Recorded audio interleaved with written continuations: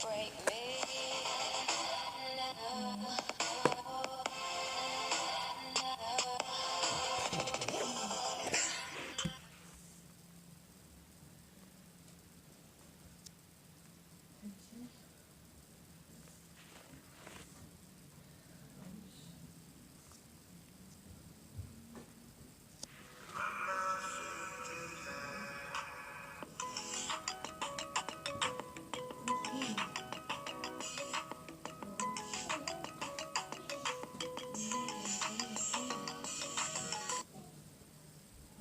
Check them downstairs, okay?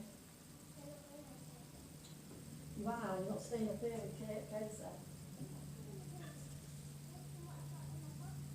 Don't bother bringing anything else out. Okay, so we have another scary story. You started putting things away, not bringing them out.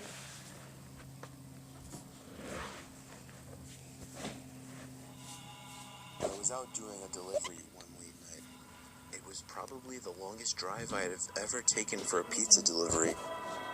From the pizza place I worked at, it was a 20-minute drive, which isn't too crazy out where I live.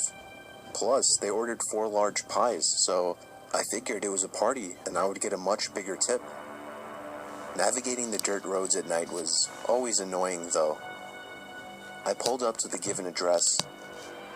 It was some old, sketchy-looking building, literally in the middle of a forest clearing. There were no cars parked anywhere, or any lights on. I put my car in park and called my boss. I asked him to reread the address at least 3 times to make sure I typed it in right, but that checked out.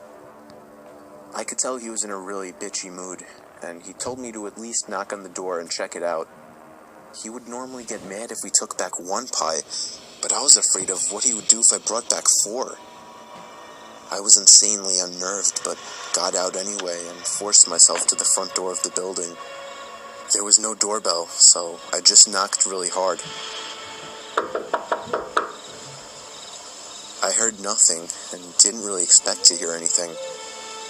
I was extremely disappointed, not because nobody answered the door, but because I was realizing that it was all a waste of time and gas. I knocked 1 more time out of desperation, and then began to hear some kind of rustling noises from inside of the building.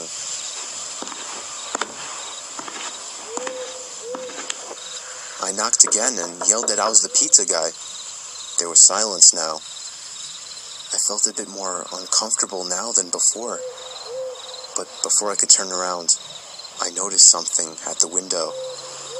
There was someone looking through the window. I couldn't tell if it was a man or a woman. All I noticed were their eyes.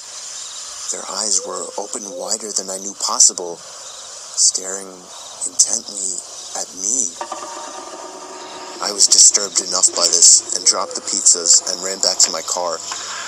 The shitty thing wouldn't start until turning the key for the 3rd time.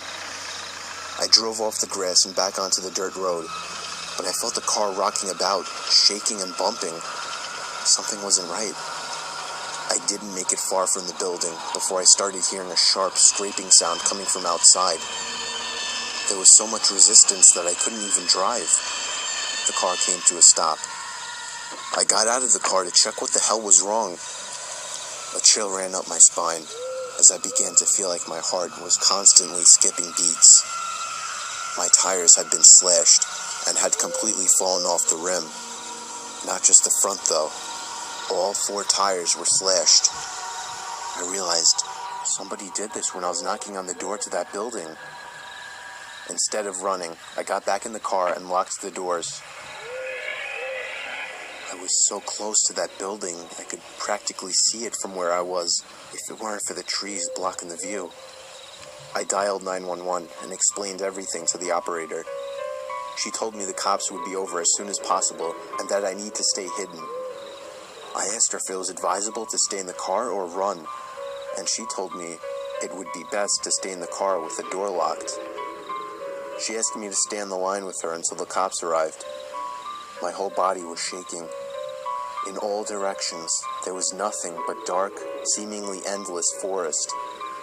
I knew it would take forever for the cops to get there.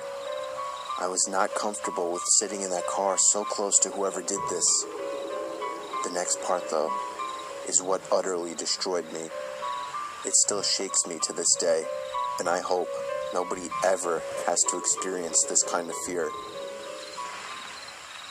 As I was scanning all the windows, making sure nobody was outside, I looked in the rearview mirror, and there was the same person I saw at that window.